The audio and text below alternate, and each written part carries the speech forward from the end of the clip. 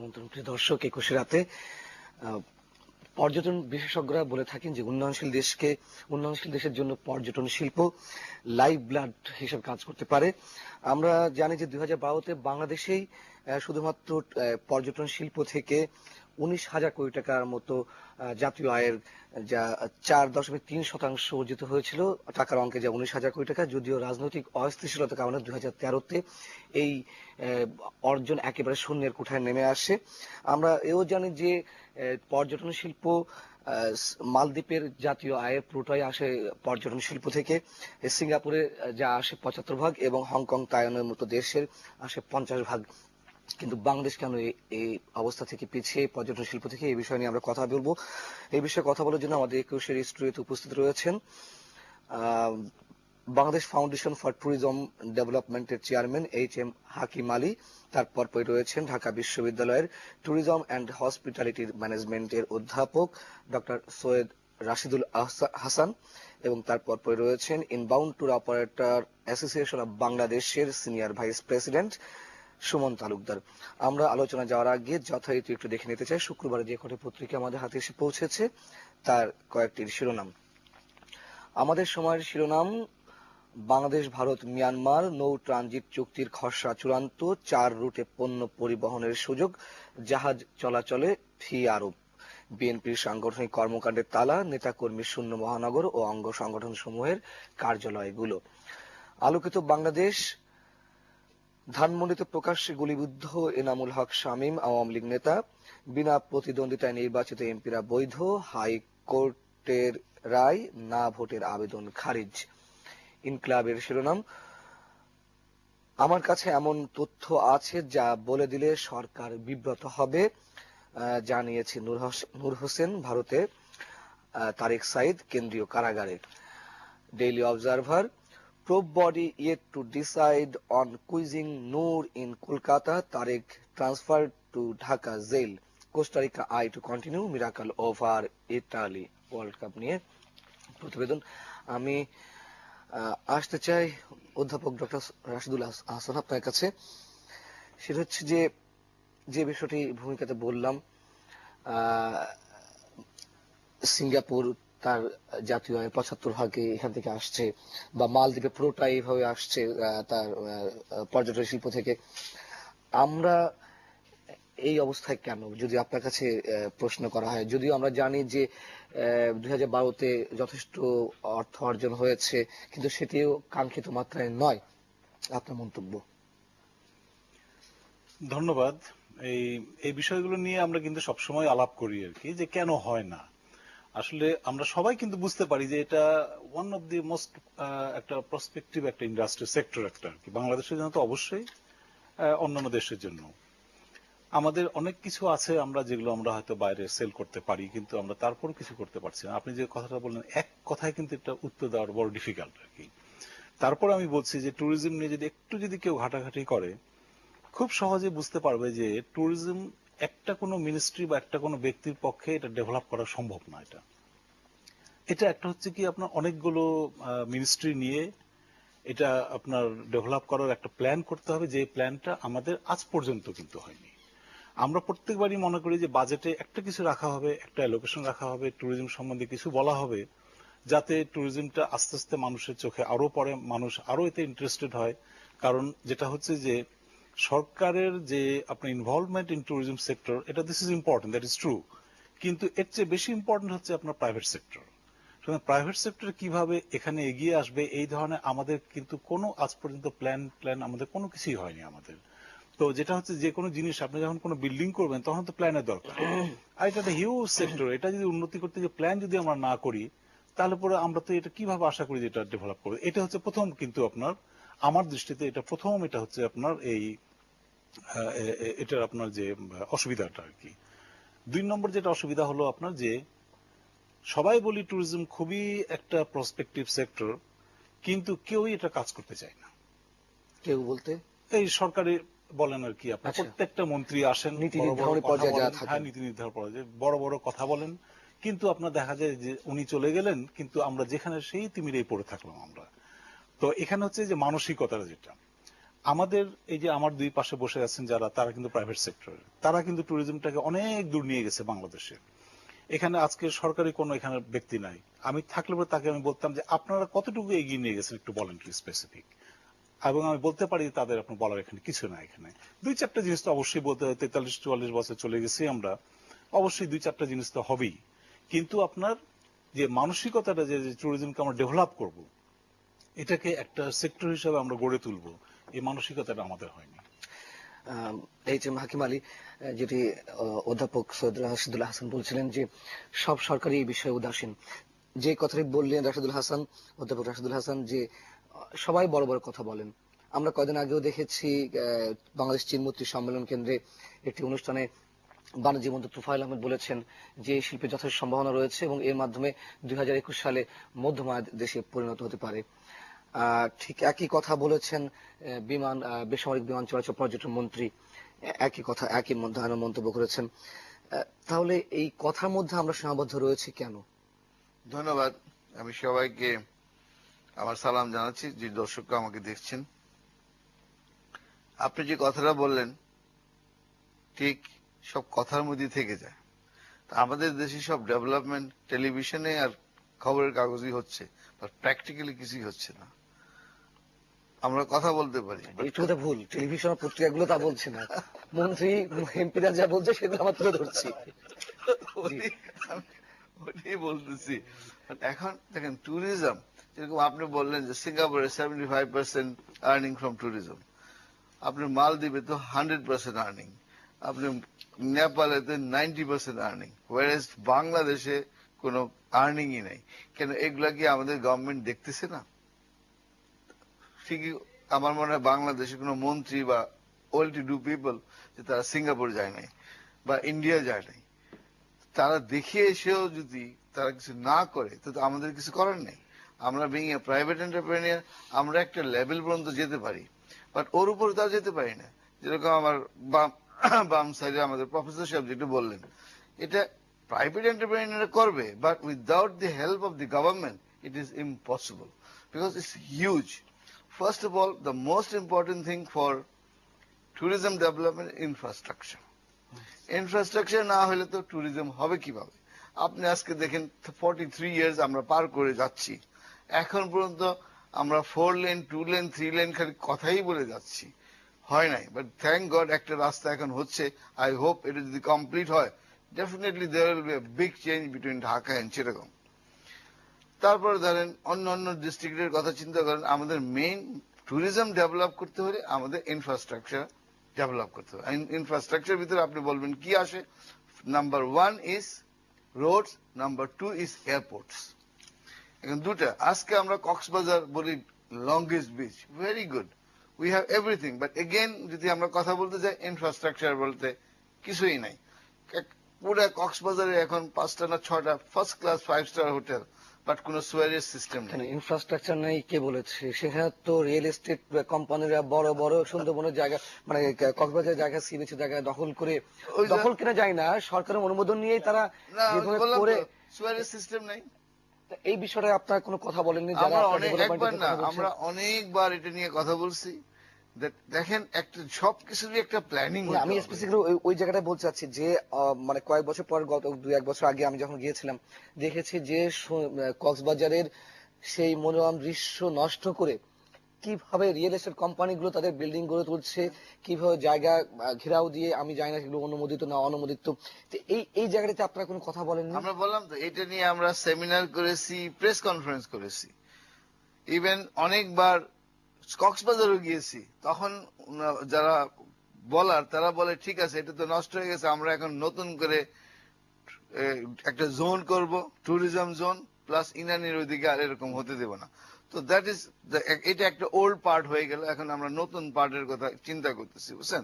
তো এই জন্য বললাম যে যেটাই হোক সিস্টেম্যাটিকলি হোক। এখন চিন্তা করেন কুয়াকাটার কথা, আপনি এখন কুয়াকাটা যান, এখন স্টিল গভর্নমেন্টের টাইম আছে, একই অবস্থা হচ্ছে, এখনো হয় নাই, একই অবস্থা হচ্ছে। আপনি দেখবেন ইন নেক্সট 5 ইয়ার্স হয়ে যাবে। এখন আপনি নিশ্চয়ই জানেন যে আগামী বছর মিনস 2015-এ ব্রিজ যেটা প্রবলেম ছিল ওই ব্রিজটা কিন্তু হয়ে যাবে। ওয়ান্স ব্রিজটা হয়ে যাওয়ার পরে মুভমেন্ট অনেক বেড়ে যাবে। তখন ওই একই অবস্থা আনপ্ল্যান ভাবে চলবে। But আমার কথা হচ্ছে সবকিছুরই, যেরকম প্রফেসর সাহেব বললো যে প্ল্যানিং দরকার। Without planning you can do anything. আপনার একটা ফ্যামিলি আছে, 2টা বাচ্চা আছে, 3টা বাচ্চা আছে, ডেফিনেটলি আপনি একটা প্ল্যান করে চলতেছেন। তো প্ল্যান করে না ছেড়ে দিলে তো আপনার বাচ্চা কোথায় কি হবে না না হবে আপনি নিজেও বুঝবেন না। So আমাদের অবস্থা হচ্ছে আমার এই। কোনো প্ল্যান করে এগোচ্ছে, সবকিছু নষ্ট করে দেওয়া হচ্ছে। নষ্ট করা হয়েছে আর কি।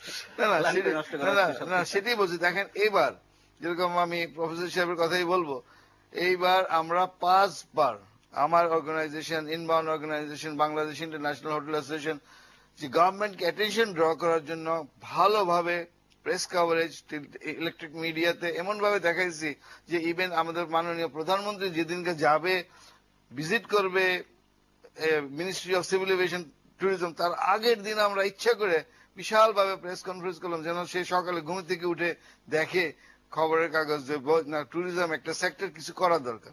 সে বলল ঠিক ভালোই অ্যাটেনশন ড্র করলো, but the end of the day যখন আমরা দেখলাম বাজেটে আমাদের কোনো কিছুই নাই, কোনো এলোকেশন নাই। ওয়ারেজ অন্যান্য দেশের যে বিশাল বিশাল বাজেট, আমেরিকার মতন দেশ, সৌদি আরবিয়ার মতন দেশ, সুইজারল্যান্ড মতন দেশ, তারা দেখে না কিভাবে একটা এলোকেশন রাখছে। তাদের তো কোনো অভাব নাই, আমাদের তো অনেক অভাব। তাও তো কেন আমাদের যে ট্যুরিজম অ্যাসেট, আমি তো বলি আমাদের গোল্ড মাইনের দরকার নাই, ডায়মন্ড মাইনের দরকার নাই, বাট আমাদের যে মাইন্ড আল্লাহ তাআলা আমাদেরকে দিয়েছে, নেচার বলেন, এক্সিলেন্ট। এই নেচার দিয়ে কিন্তু আমরা সবসময়, আমি এই কথাটা বলি যে পদ্মা ব্রিজ বানানোর টাকা নেই। আমি মনে করি যে আমাদের যে জিনিস, এই দৃশ্য দেখে প্রত্যেক বছর একটা করে পদ্মা ব্রিজ বানাতে পারি। আর এটা প্রুভড যে আপনার আমাদের পাশে যে ব্যাংক, থাইল্যান্ডের মতন দেশ, মিয়ানমারের মতন দেশ, আমি জানি না আপনি কখনো মিয়ানমার গেছেন কিনা, আমি একবার না অনেকবার গিয়েছি মিয়ানমার, দেখেছি। বাট আমি তো মনে করি মিয়ানমারের চেয়ে আমরা অনেক রিচ। ওখানে আবার 5 to 6 মিলিয়ন টুরিস্ট যাচ্ছে। তো আমরা কেন পারি না? পারি না কারণ আমরা ইচ্ছা 5 to 6 মিলিয়ন টুরিস্ট গেলেও তো 50 লাখের মতন টুরিস্ট বাংলাদেশে 2012 সালে ছিল, যদিও তার সিংহভাগ অভ্যন্তরীণ বাংলাদেশের যে পর্যটক। টুরিস্টের কথা বলতেছে, ওটা তো টুরিস্ট মানে বিজনেস টুরিস্ট, আচ্ছা। and আচ্ছা, আচ্ছা। they are not in putting money, they are not spending, they are taking money out, বুঝছেন? বাট আচ্ছা। ওইটা তো না, বাট আমাদের কথা হচ্ছে টুরিস্ট আসতে হবে। আমি তো আসছি সুমন্ত আপনার কাছে, বাজেট বরাদ্দের কথা এসেছে। আমরা যতদূর জানি যে এই বছরে বাজেট বরাদ্দ দেওয়ার কথা ছিল পর্যটন শিল্প খাতে, কিন্তু শেষমেশ হয়তো দেওয়া হয়নি, কারণটি কি আপনার কাছে কি মনে হয়, বা আপনাদের পক্ষ থেকে আপনারা কতটুকু উচ্চকিত ছিলেন ব্যবসায়ী মহল থেকে? ধন্যবাদ। আসলে আমরা এটা নিয়ে যথেষ্টভাবে অ্যাটেনশন গড়ে করার চেষ্টা করেছি, এবং আমাদের একটা আশা ছিল যে বাজেট অ্যালোকেশনে একটা ভালো অ্যামাউন্ট এখানে থাকবে। কিন্তু আমরা যে এতই হতাশ হলাম, আমি ওখানে ছিলাম বাজেট অধিবেশন ওই দিন, শুধু যে প্যাকেজটা দেওয়া হলো যে সমস্ত বই বাজেটের, সেখানে শুধু অ্যাটেনশন গ্রো করার জন্য একটা বই দেওয়া হলো, নাথিং এলস। দ্যাট মিনস যে আমরা যদি সচেতন না হই, আমাদের অ্যাটেনশন যদি গ্রো না করে, আমরা যদি আমাদের দেশকে পরিবর্তন করতে না চাই, তাহলে কেউ করতে পারবে না। আমাদের মূল জায়গায় আমাদের আসতে হবে, আমাদের অ্যালোকেশন যেমন দিতে হবে, দেন না, আমি কেন দেন না, বাট আমি একটা জায়গায় আশাবাদী, অ্যাটেনশন কিছুটা গ্রো হয়েছে। একটা পর্যটন শিল্প বিকাশের সম্ভাবনার একটা বই অ্যাটলিস্ট পার্লামেন্টে সবাইকে দেওয়া হয়েছে ওই দিন, প্রত্যেকটা এমপি সেটা দেখেছে, এবং সেটা নিয়ে এখন পার্লামেন্টে আলাপ হচ্ছে যে কিভাবে ইন ফিউচার এটা বরাদ্দ দেওয়া যায়, বা বাংলাদেশে যে আমাদের সাংসদ যারা আছেন তাদের এলাকাতে যে স্পট মানে ফরেন টুরিস্ট বা আমাদের ডোমেস্টিক টুরিস্টরা কিভাবে যেতে পারে, ওইরকম একটা চিন্তা ভাবনা তাদের আছে, মানে তাদের অ্যাটেনশন গ্রো হয়েছে। এটা আমি আশার কথা বলতেছি। আর আপনি যেটা বললেন যে অন্য অন্য দেশে তুলনা করলেন, আসলে আমাদের মানসিকতা পরিবর্তন হওয়া দরকার।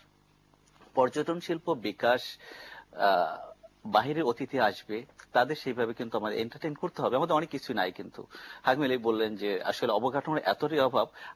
আপনারা হয়তো দেখে বিভিন্ন জায়গায় যান, আপনি দেখেছেন, আসলে কিন্তু অনেক জায়গায় ফরেন টুরিস্ট সেখানে যাওয়ার মতো অবস্থা নেই। স্পট আছে আমাদের রাস্তাঘাট নাই, আমাদের থাকার জায়গা ভালো নাই, কিন্তু অনেক জায়গায় সিকিউরিটি প্রবলেম আছে। বাট তারপরে কিন্তু আমাদের এত সুন্দর, এত বিউটি জায়গা আছে যে ইজিলি কিন্তু আমরা যদি গভর্নমেন্ট অ্যাটেনশন গড়ে করে, তাহলে কিন্তু ইজিলি আমরা এই সেক্টর একটা বিশাল বড় সেক্টরে পরিণত করতে পারি। এই সেক্টর থেকে প্রচুর পরিমাণ ফরেন কারেন্সি রিজার্ভ বাংলাদেশে আসতে পারে, আমাদের ইকোনমিতে বিশাল হেল্প হতে পারে। বাট আমি আশা করব যে এখন যে আপনি জানেন যে পর্যটন মেলা হচ্ছে, সেখান থেকে বিশাল 2.5 লাখ কোটি টাকার বাজেট, এই 2.5 লাখ কোটি টাকা তো দেশের অভ্যন্তরীণ খাতে বিভিন্ন ক্ষেত্রে উন্নয়নের জন্য রাখা হয়েছে। এটাও তো উন্নয়নের বিষয়টির বাইরে নয়।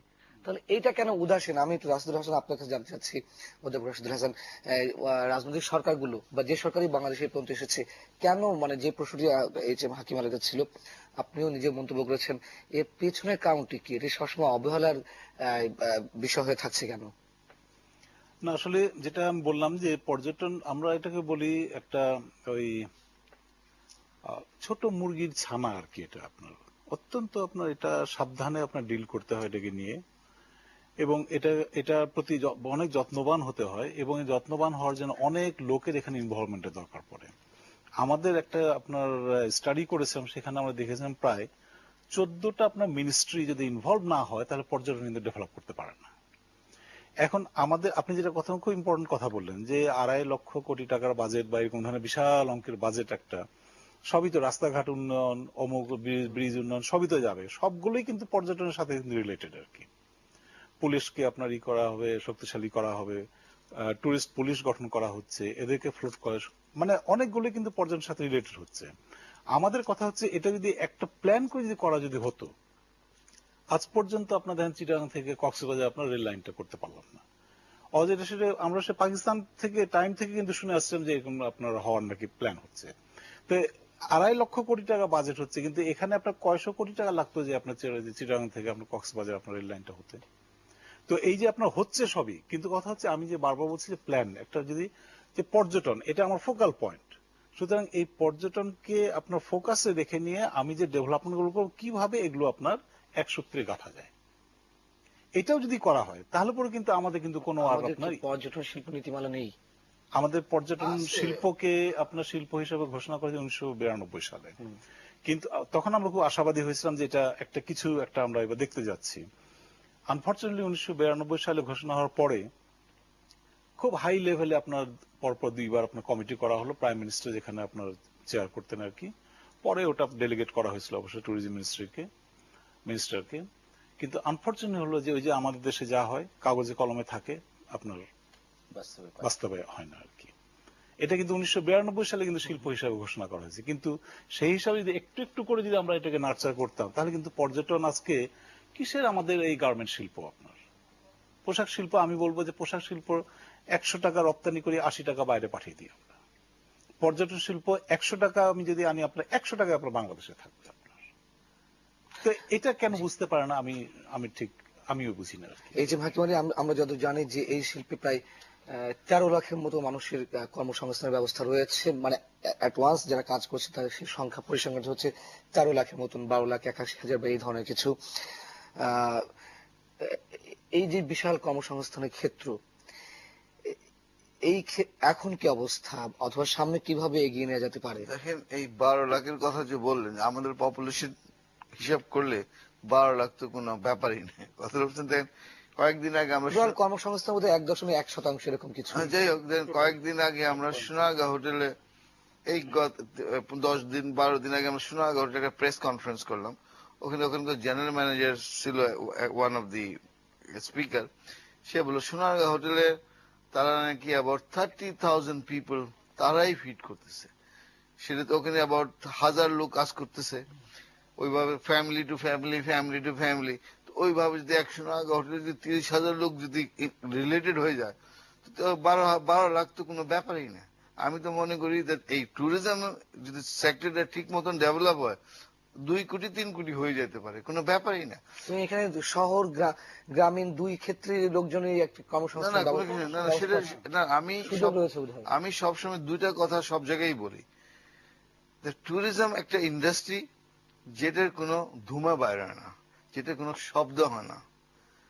এটাকে আমি বলি স্মোকলেস ইন্ডাস্ট্রি। আর এই ট্যুরিজম করতে গেলে আপনার কোনো পয়সাও লাগে না। আপনি আজকে পয়সা ছাড়াই একটা ট্যুরিজম ব্যবসা শুরু করতে পারেন।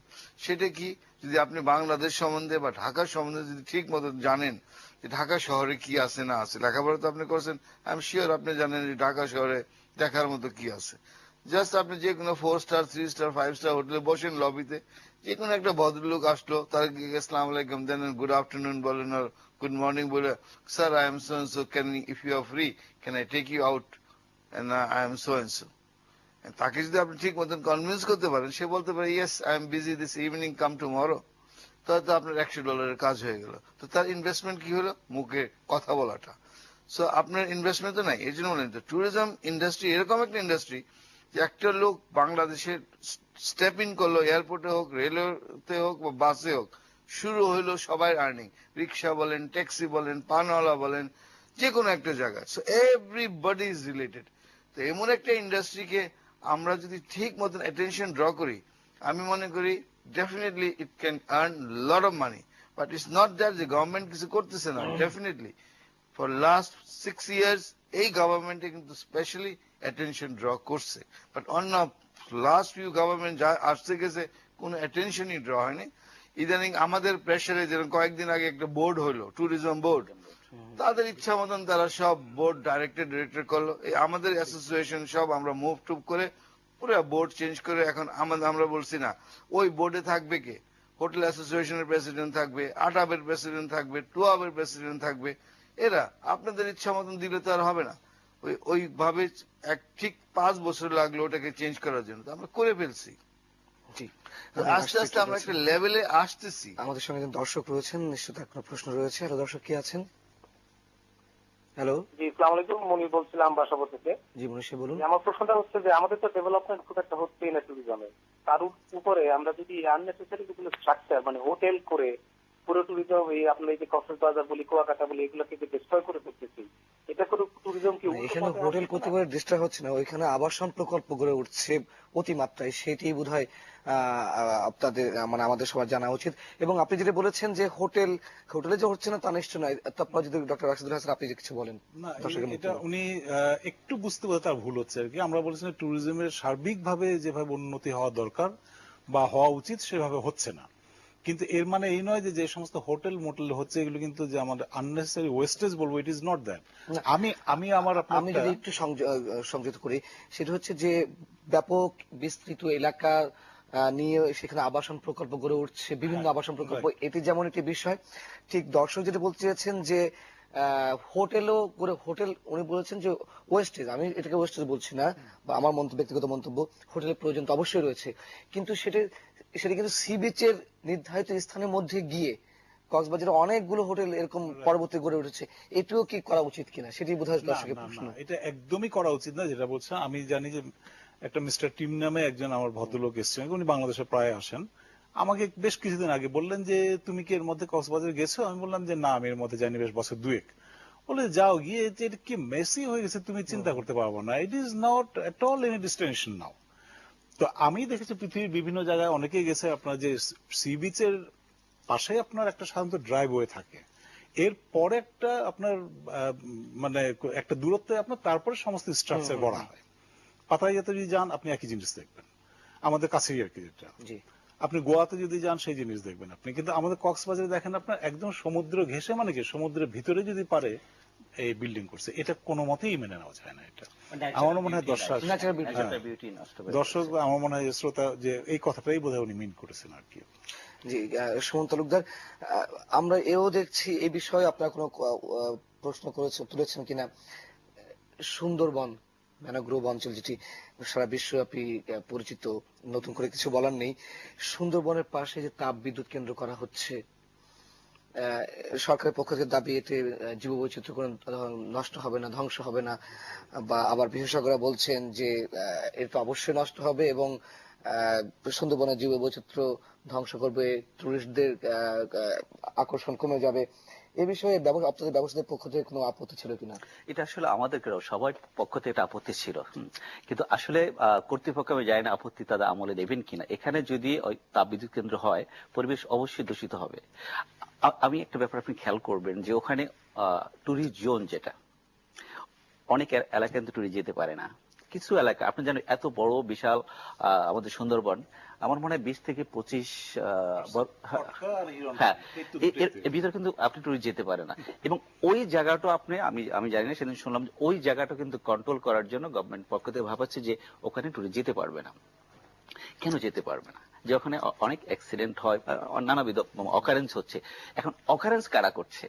দেখেন, অকারেন্স যারা করছে আপনি তাদেরকে মেইন স্ট্রিমে নিয়ে আসেন, তাদের পর্যটন শিল্পে নিয়ে আসেন, আমার টুরিস্টকে ওখানে যেতে দেন। ওখানে অনেক এমন কিছু ঘটনা ঘটে যে যদি সেটা আমাদের লোকজন ওখানে যেতে পারে, আমার মনে হয় সেই ঘটনা ঘটবে না। আর যারা অকারেন্সগুলো ঘটাচ্ছেন ভিতরে, ধরেন গাছ চুরি হচ্ছে, বিভিন্ন রকম মধু আহরণ করতে যারা আছে, বিভিন্ন রকম অকারেন্স কিন্তু ঘটছে। কিন্তু আপনার পর্যটনের বিকাশের জন্য আমাদেরকে অ্যালাউ করেন ওখানে যাওয়ার জন্য, পর্যটকদের ওখানে অ্যালাউ করেন যাওয়ার জন্য, দুইটা জিনিস হবে, ওখানে অকারেন্সটা কমে যাবে এবং আমাদের কিন্তু বিদেশি পর্যটক অনেক বেড়ে যাবে। কারণ তারা কিন্তু আসলে ওখানে যেতে চায়, দেখতে চায়, কিন্তু সেটা অবশ্যই আমাদের সিস্টেমেটিক ওয়েতে যেতে হবে এবং কর্তৃপক্ষের সেটা ভাবতে হবে। আবার একটু অর্থ বরাদ্দের বিষয়টাতে আসি। যেই অর্থ বরাদ্দের কথা বলা হচ্ছে, সেইখানে মানে আপনারা ব্যবসায়ীরা বা অভিজ্ঞ মহল যারা রয়েছেন তারা বলে থাকেন যে অর্থ এখানে কোনো সমস্যা নাই, টুরিস্টদের আকৃষ্ট করতে মার্কেটিং এ আমরা দুর্বল রয়েছি। এই মার্কেটিং এর বিষয়টা আসলে যারা বলে থাকেন, যারা আপনাদের মতো বিশেষজ্ঞ রয়েছেন, তাদের সঙ্গে আপনি কতটুকু একমত? আসলে আমি একটা কথা বললাম, একটা এক্সাম্পল দিই। এটা 2009 এর কথা। ব্রিটিশ পার্লামেন্টে একটা প্রোগ্রাম হচ্ছিল, আমরা এই প্রোগ্রামটা স্পন্সর করছিলাম। এটা ব্রিটিশ পার্লামেন্টের রিসেপশন। আমাদের মন্ত্রী মহোদয় ছিল, তৎকালীন মন্ত্রী মহোদয়, ব্রিটিশ মন্ত্রী ছিলেন তখন বারবারা। ওনারা কিন্তু আমাদের মন্ত্রী মহোদয় একটা প্রপোজাল দিলেন যে আমরা একটা গ্রুপ নিয়ে যাবো তোমাদের সুন্দরবনে নিয়ে যাব এবং তারা বিভিন্ন সেক্টরে ইনভেস্ট করবে এবং সেই ইনভেস্টমেন্ট অপরচুনিটি আছে কি নাই সেটাকে সিকিউর করার জন্য কিন্তু গভর্নমেন্ট তরফ থেকে তাদের ফ্যাসিলিটি দিতে হবে। মানে আমরা গেলাম ব্রিটিশ পার্লামেন্টের প্রোগ্রাম করলাম কেন? বাংলাদেশকে ব্র্যান্ডিং করার জন্য। সেখানে অ্যাটেনশন গ্রো হলো, কিন্তু অ্যাটেনশন গ্রো আমরা কিন্তু ইনভেস্টমেন্ট পাচ্ছি, মানে ইনভেস্টমেন্ট কথা যেহেতু ইনভেস্টমেন্ট কিন্তু আমরা পাচ্ছি, বাট সেই ইনভেস্টমেন্টটা যারা আসবে করতে সেই ইনভেস্টমেন্ট সিকিউর কিনা এবং তারা সিকিউর কিনা, তাদের প্রজেক্ট সিকিউর কিনা, এগুলো কিন্তু আমাদের গভর্নমেন্টে ভাবতে হবে। তো আসলে বাজেট অ্যালোকেশন হলো কি না হলো, যদি গভর্নমেন্টের অ্যাটেনশন থাকে, যদি তারা এইভাবে প্ল্যান করে, তাহলে আমার মনে হয় যে ফাইন্যান্স কোনো সমস্যা না। ফাইন্যান্স কিন্তু আমরা যে কোনো ভাবে আমরা পেতে পারি, বাট সেটা অবশ্যই মার্কেটিং এর বাজেট আমরা পেতে পারি। যেমন আমরা মার্কেটিং যেটা আমরা ব্যক্তিগতভাবে যেভাবে মার্কেটিং করছি, মার্কেটিং এ আমরা অনেক পিছনে, বুঝছেন? মার্কেটিংটাই হচ্ছে না আসলে। আমাদের যা আছে সব নেগেটিভ মার্কেটিং হতেছে। কেন দেখেন যে মিডিয়া বলেন, যে বাইরের মিডিয়াতে যেরকম আমরা ফর লাস্ট 5 years এই গভর্নমেন্টকে রিকোয়েস্ট করতেছি, মন্ত্রীর সাথে অনেক মিটিং করেছি যে আমাদের একটা আইকন স্টাবলিশ করতে হবে। আইকন মানে আপনি জানেন যে ইন্ডিয়াতে একটা তাজমহল, এটা আইকন অফ ইন্ডিয়া। আপনার কলালম সেম আইকন বলি আমরা। তারপরে মালয়েশিয়াতে এরা টাওয়ার দেখাচ্ছে, তো লন্ডনে তারা লন্ডন ব্রিজ দেখাচ্ছে। তো আমাদের একটা আইকন আমাদের স্টাবলিশ করার কি আছে? বাঘ এস্টাবলিশ হয়নি? না, আমরা বলছি একটা আইকন আমাদের কি আছে, এটা নিয়ে আমরা আমাদের মন্ত্রী GM কাদের সাহেব, ফারুক সাহেব পার হয়ে গেছে। এখন আমি আজকে আমাদের মন্ত্রী যে রাশেদ খান মেনন সাহেব আছে, তাকে আজকে বলা হয়েছে যে একটা আইকন আপনি ইগনোর করে দেন। আমরা যেটা কি প্রপোজাল দিয়েছি, তারা বলছে ঠিক আছে। আমরা বলেছি যে আমাদের যে স্মৃতিসৌধ আর প্লাস আমাদের যে অ্যাসেম্বলি হাউসটা আছে, দুটাকে কম্বাইন করে সুন্দর করে আমরা একটা আইকন ডিজাইন প্লাস একটা মডেল বানিয়ে রাখছি। ওটা এখনো পড়েই আছে। কি সেটা? আমি জানবো। একটা ফোন রয়েছে, ফোনটা নিয়ে আসি দেশের বাইরে থেকে একজন দর্শক অনেকক্ষণ ধরে ফোনে রয়েছেন। হ্যালো দর্শক, কি আছেন ফোনে? হ্যালো, জি আমরা শুনতে পাচ্ছি। দর্শক আপনি বলুন। জি ওয়ালাইকুম আসসালাম। পান্না ভাই, আমি অ্যাকচুয়ালি দুবাই থেকে বলছিলাম। পান্না ভাই, আপনার অনুষ্ঠানটা আসলে আমরা সবসময় দেখি 21 রাত্রে।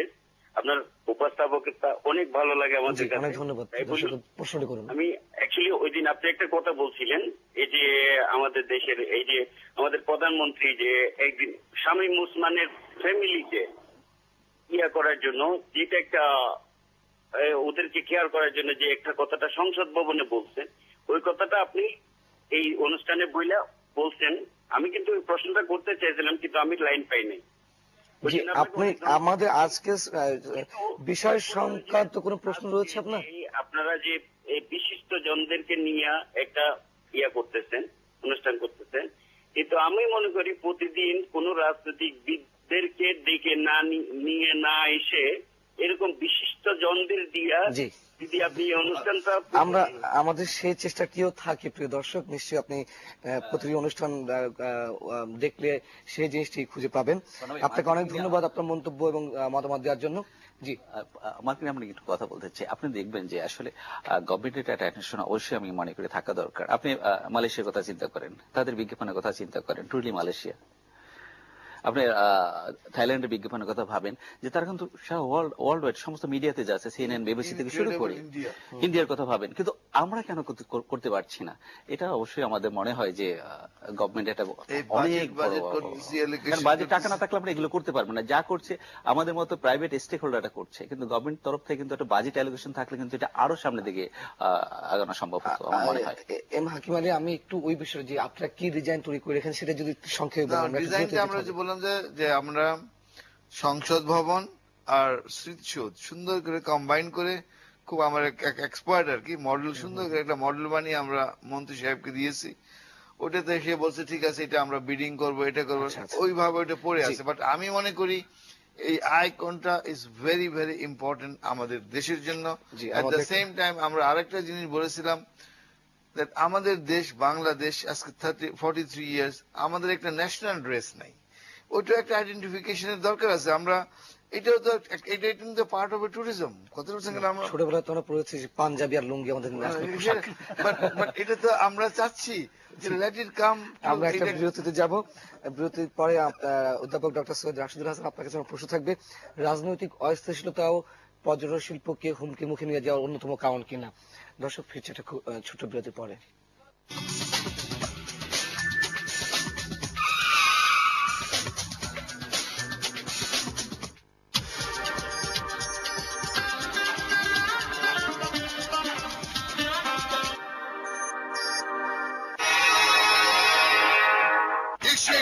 টাটা এইস EX2 নতুন ডিজাইন, আধুনিক ড্যাশবোর্ড, অধিক মাইলেজ, দামে কম কামে বেশি। Little Motors Limited. Tata 1109 EX2 জ্বালানি সাশ্রয়ী, শক্তিশালী turbo engine, power steering. Little Motors limited. এসে গেল ইন্ডিকা ভিস্তা, আরামদায়ক ভ্রমণের জন্য আধুনিক ডিজাইন ও জ্বালানি সাশ্রয়ী।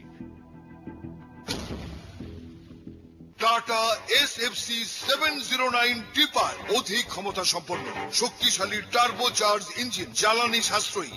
Little Motors limited. এখন ক্ল্যাক্সন সাথে আকর্ষণীয় water bottle free. Tata LPT 909 EX2 মাটি, বালু, ইট, পাথর পরিবহনের জন্য বিশেষভাবে তৈরি নতুন প্রজন্মের truck. Little Motors Limited. Tata H HT ছোট ট্রাক, বড় কাজ, অধিক জ্বালানি সাশ্রয়ী 4 stroke engine. Little Motors limited. তোমার ভাঙা বাড়িতে আমি যাব না। আচ্ছা, তোমার ঘরের ঘরনি আমি হব না। এত বড় কথা? গ্যালকো রঙিন ঢেউটিন 1990 সাল থেকে সবার মুখে মুখে। গ্যালকো রঙিন ঢেউটিন একটি চমৎকার বাড়ি। গ্যালকো স্টিলের নিপ্পন মার্কা রঙিন ও সাধারণ ঢেউটিন বাজারের সেরা। এসে গেল জ্বালানি সাশ্রয়ী সিলেট টাটা ইন্ডিগো ECS। একবার ফুয়েল নিয়ে 600 কিলোমিটার পথ চলা, প্রতি কিলোমিটার খরচ মাত্র 4 টাকা। Little Motors Limited. Tata Super Ace শক্তিশালী 4 cylinder diesel engine, power steering. Little Motors Limited.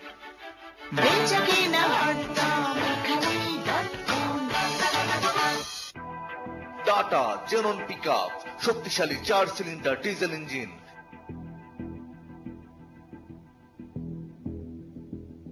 Tata নিয়ে এলো LPT 1615 EX2, 23 ফিট লম্বা চেসিস। এই প্রথম বাংলাদেশের সবচেয়ে শক্তিশালী truck. Little Motors Limited. Tata SFC 709 tipper, অধিক ক্ষমতা সম্পন্ন, শক্তিশালী টার্বো চার্জ ইঞ্জিন, জ্বালানি সাশ্রয়ী। Little Motors Limited. Tata LPS 4018 x prime mover, আধুনিক শক্তিশালী ইউরো 2 ইঞ্জিন, জ্বালানি সাশ্রয়ী, বড় ফুয়েল ট্যাঙ্ক, যা নিশ্চিন্ত করে দূরের যাত্রা।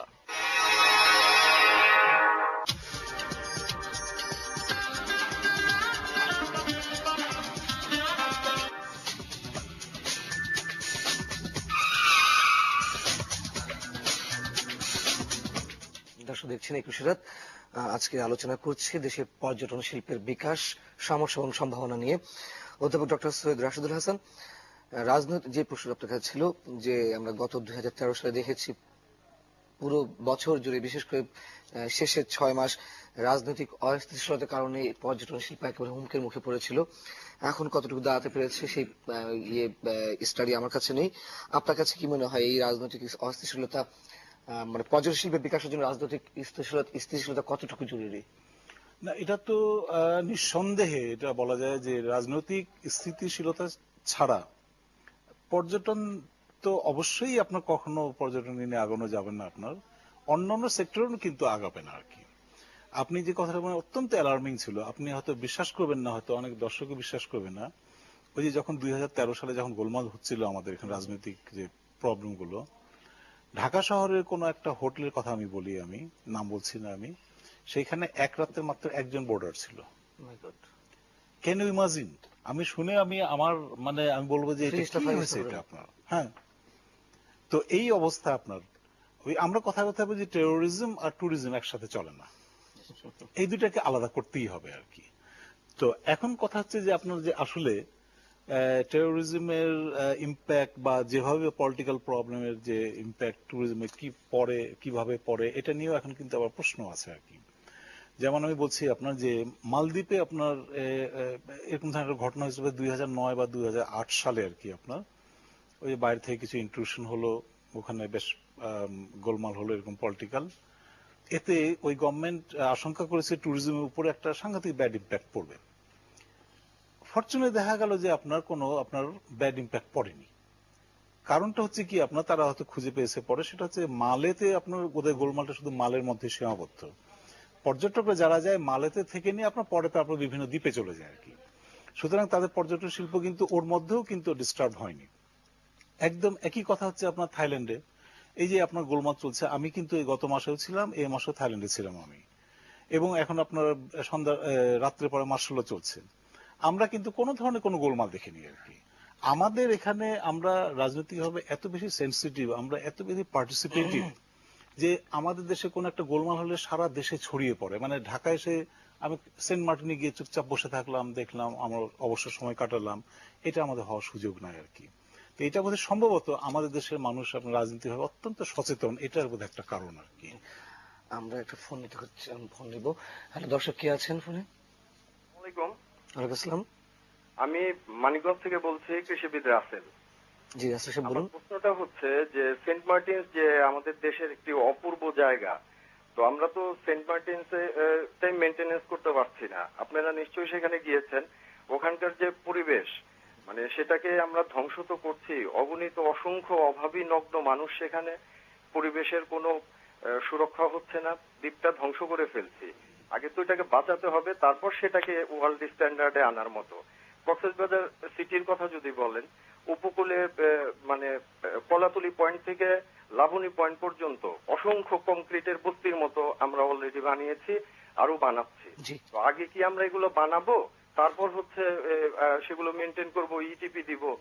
জি প্রিয় দর্শক, আপনাকে অনেক ধন্যবাদ। আসলে যে প্রশ্নগুলো আসছে বা আমরা যে বিষয়ে কথা বলছি, এখানে সরকারের প্রতিনিধি থাকার, একজন সম্মানিত প্রতিনিধি, যে কোনো সম্মানিত প্রতিনিধি থাকার অবশ্যই প্রয়োজন ছিল। যে সত্য কথা আমরা আলাপ করেছি, আমরা আমন্ত্রণ জানিয়েছিলাম, যাদেরকে আমরা আমন্ত্রণ জানিয়েছি তাদের কাউকেই আমরা পাইনি, এটাই হচ্ছে বাস্তবতা। তারপরও HM হাকিম আলী, দর্শক যে প্রশ্ন করছেন যে পরিবেশ দূষণ করছে বা পরিবেশ আমরা ঠিক মতো রক্ষা করতে পারছি না, এবং আরেকটা বিষয় যে আমরা বোধহয় বর্জ্য ব্যবস্থাপনার দিক থেকে একেবারে মানে উদাসীন। জাহাজের নোংরা বর্জ্য পদার্থ যতটুকু ফেলা হচ্ছে। আমি প্রথমেই, আপনি যখন আমাকে প্রশ্ন করলেন প্রথমেই তো আমি বললাম যে কক্সবাজার বলেন, কুয়াকাটা বলেন, কক্সবাজার তো অলরেডি স্যাচুরেটেড হয়ে গেছে and Kuakata on the way, but এখনো আমাদের সময় আছে ওটাকে প্ল্যান করার জন্য। যে আমাদের যে দর্শক যে ভদ্রলোক বললেন, উনি ঠিকই বলছেন, কেন উনিও দেখছেন যে সবকিছু আনপ্ল্যান ভাবে হচ্ছে, এটাতে হবে কি অটোমেটিকলি এনভায়রনমেন্টের প্রবলেম হয়ে যাবে। এখন আমাদের দরকার এগুলাকে কিভাবে আমাদের ঠিক করা দরকার। কেন আমি সবসময় বলি, এক্সাম্পল দেই যে আমরা তো দেখে শিখতে পারি, আর দেখে অনেক কিছু ডেভেলপ করতে পারি। যেরকম রাশিদুল হাসান সাহেব, যে প্রফেসর সাহেব যেটা বললেন, গোয়া গেলে তো পারে পাটায়াতে কি হয়েছে, আমি সব শিওর যারা আমাদের যারা আছে গণ্যমান্য ব্যক্তিরা তারা গেছে, গোয়া গেছে, প্লাস ভালো ভালো বিচ আছে, আপনার হাওয়াইতে গেছে, তারপরে আপনার ক্যানজে গেছে ফ্রান্সে, না অনেক বিচের তো কোনো অভাব নাই। তারপরে এইসব দেখে তো আমরা অনেক কিছু চিন্তা করতে পারি, অনেক কিছু ডেভেলপ করতে পারি। বাট আমাদের জানি না যে আমরা মনে হয় একবার বাংলাদেশ থেকে বেরিয়ে গেলে, যখন আমরা এয়ারপোর্টে নামি, আমার মনে হয় সব আমরা মনে হয় ভুলে যাই।